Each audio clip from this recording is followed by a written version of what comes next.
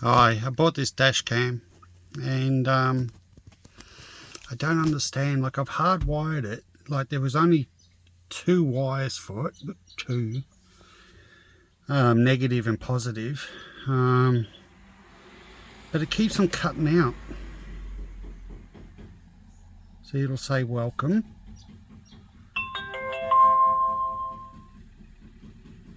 Okay, now it should go. Now that's only on accessories that I've done it to, but it should work through to the ignition as well. But I set the timer for the screen,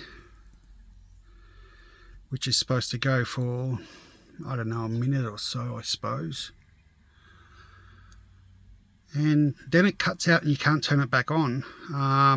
And then when you turn it off, like turn off the power, because you don't want constant power going to it, because the hard wiring kit they sent out with it was supposed to be doesn't have an accessory and a main power, so it's only got two wires instead of three.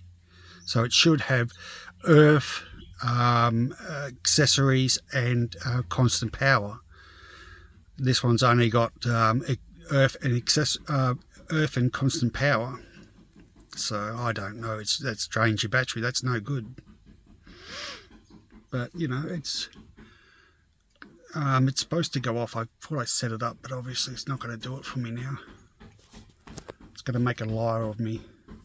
But when I put the ignition to start, it usually turns itself off. See, it'll turn itself off, and I don't understand why it does that. I've got no idea.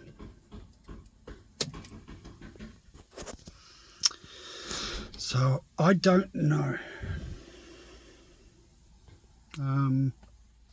Yeah, so it's got GPS, supposed to, but look, now it's going to turn itself back on, and I haven't touched it. It makes no sense to me. Now if I turn the key off, key's right off now. I'm zooming in. Now it's supposed to have a built-in battery, but nothing, it won't work at all. Put the key to ignition, should come on, yes.